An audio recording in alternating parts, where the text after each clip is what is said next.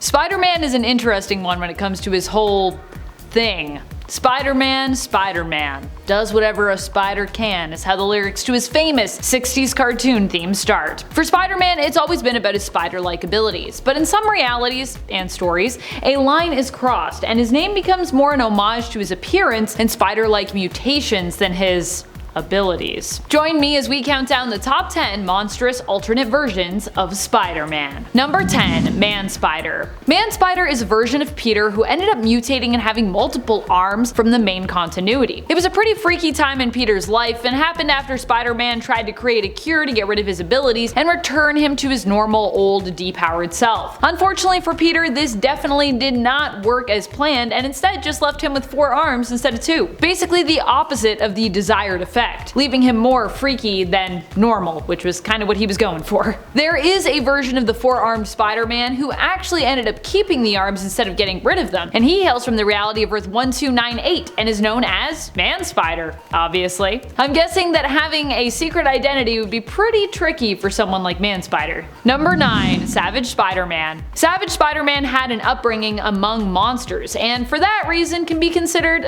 kinda monstrous. His appearance isn't super monstrous, although he does share his editorial name with a series that seems to feature a pretty frightening looking mainstream Savage Spider-Man, which we may or may not talk about later. Savage Spider-Man of Earth 83043 ended up getting his powers from growing up in the Savage Lands. His story is that he was lost there after the plane he was on with his parents crashed. His parents died in the crash, but young Peter survived and was taken in by the giant spiders of Savage Land, whose toxic bites helped him to build up both an immunity to toxins and also granted him spider-like superpowers. And friends, before we move on to this next spot, if you haven't already, please head on over to Facebook where you can follow us there as well. It really does help us out here and it helps us out there, so yeah, just help us out. And also thanks for doing that if you've already done that. You're like, I get it, Amanda, you say it every time. Just want to make sure you know. Number 8. Scarlet Spider. Kane was one of the clones of Peter Parker that we got to know in the Clone Saga. He typically goes by the mantle of Scarlet Spider now, which at one point was actually used by another Peter clone, Ben Reilly. Initially in the comics, Kane was presented more as a villain, or at least a misunderstood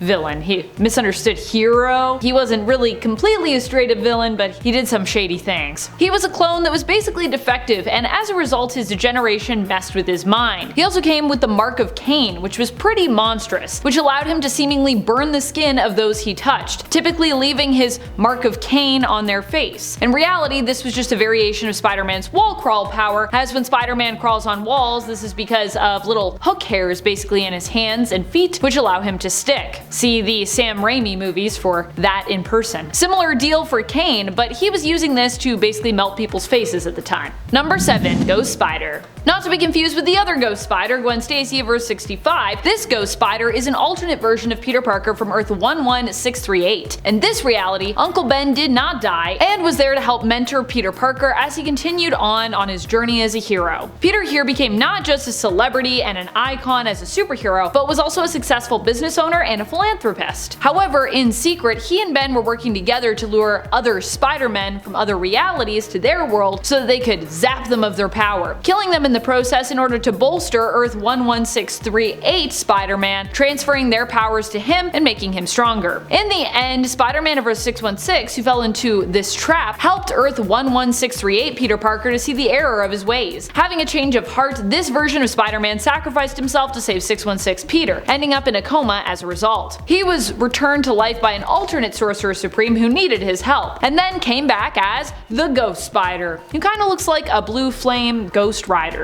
Number 6. Mainstream Savage Spider-Man. Mainstream Savage Spider-Man comes from his own self-titled series, which spins out of Non-Stop Spider-Man. So if you wanted to read Savage Spider-Man, I'd recommend going back and reading that first. I think it's only like 5 issues, so it's also not too long. This story, I believe, is part of the mainstream continuity, so technically the Peter Parker that we see here in his monstrous form is in fact Earth 616 Peter Parker. In the Non-Stop Spider-Man series, there was even mention of the Beyond Corporation, which also helped me to really cement this, at least in my mind, as part of the main continuity canon. I mean, I saw it was kind of listed as that, but I was skeptical, and then I saw that and I was like, nah, no, it's probably main continuity. I think we can definitely say it's main continuity. So hopefully I am right and not wrong about that. But while this is technically 616, it's also a very specific look and time in Peter's life, like back when he had those 4 arms, which we kind of touched on earlier. So I figured I could count it for the purpose of this list. It's also where our thumbnail for this video will likely come from, so thought it might be cool to explain it if you're like, hey, what's that thing? That's Savage Spider-Man. Savage Spider-Man is Earth 616 Peter Parker mutated by the drug known as A+, which typically improves performance at the cost of intelligence for most users. However, for Spider-Man, due to his unique physiology, it also turned him into a kinda like part man, part spider monster hybrid thing. Poor Peter. Number 5. Spider-Man. Spider-Man is definitely one of the creepiest ideas for an alternate Spider-Man that we've seen in maybe ever. This version of Peter Parker was actually consumed by spiders, but his consciousness was also absorbed by them. So while physically he's gone, mentally he kinda like lives on in them. He's literally a Spider-Man made of spiders. Hence the name Spiders-Man. He has a tragic backstory, but don't feel too bad for him. He also would be the one to team up with a Norman Osborn version of Spider-Man, plotting to betray the rest of the Spider Army that he had been recruited to. And he also, as a bunch of spiders, seems to enjoy kinda eating people, a taste he developed as time went on. Number 4. Patton Parnel. Patton Parnel is one of the vilest alternates of Spider-Man around. He shows up during our exploration of the Spider-Verse, where we learn that he is a fairly sadistic alternate of Peter Parker, whose hobbies include things like burning ants with a magnifying glass on hot sunny days, and spying on his neighbor whom he's kinda obsessed with, Sarah Jane. Patton, of course, is likely twisted in part because it is heavily implied that his uncle mistreats him. He is bitten by a spider, but instead of gaining miraculous abilities that all in all make him a more responsible person and a hero, he becomes a spider-like creature, mutating and becoming more monstrous and murderous, both inside and out.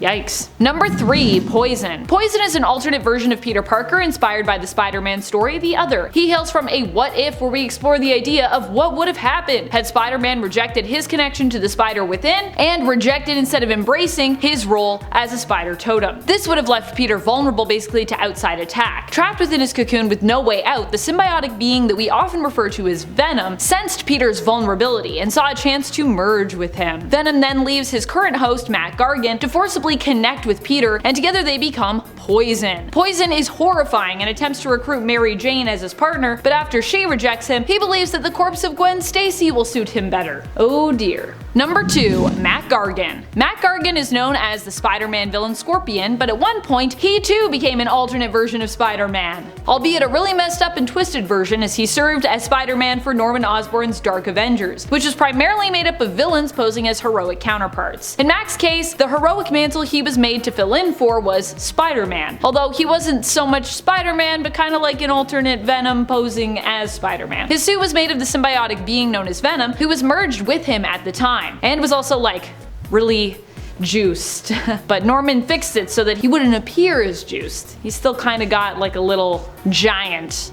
He got a little giant when it came to him attacking people though. This often turned Matt Gargan's Spider-Man into a horrifying monster who threatened to, and often actually did, devour those people who stood in his way, even sometimes almost eating his own teammate, which obviously they did not like. Number 1. Apaec. Apaec is known in Marvel Comics as Apaec the Decapitator, and was once worshipped as a god in Peru. Remember how we talked about Man-Spider earlier? Apaec is like a more terrifying version of that being. He is typically known as having pointed teeth, snakes for hair with multiple arms, and his lower half being the hairy body and legs of a spider. He ended up getting recruited to Norman Osborn's Dark Avengers to act as their Spider-Man after Matt Gargan was Spider-Man, because this was a different version of Spider-Man, a different version of the Dark Avengers, after Norman Osborn escaped the Wrath the second time, this time successfully, and then attempted to resurrect Hammer and bring back the Dark Avengers. Apaec was made to look more humanoid, more like Spider-Man with a genetic formula, except for the fact that, you know, he had 4 arms still, so almost like Spider-Man, but not quite. Later on, he would also be coerced into serving on Luke Cage's Dark Avengers, which were kinda like DC's Suicide Squad at the time. What is your favorite monstrous version of Spider-Man? Which alternate version of Spider-Man do you find the most terrifying, and why? Let us know your thoughts in the comments below. This has been Top 10 Nerd, and I'm your host Amanda McKnight. Thank you so much for watching, and as always, till we meet again, you stay nerdy, YouTube.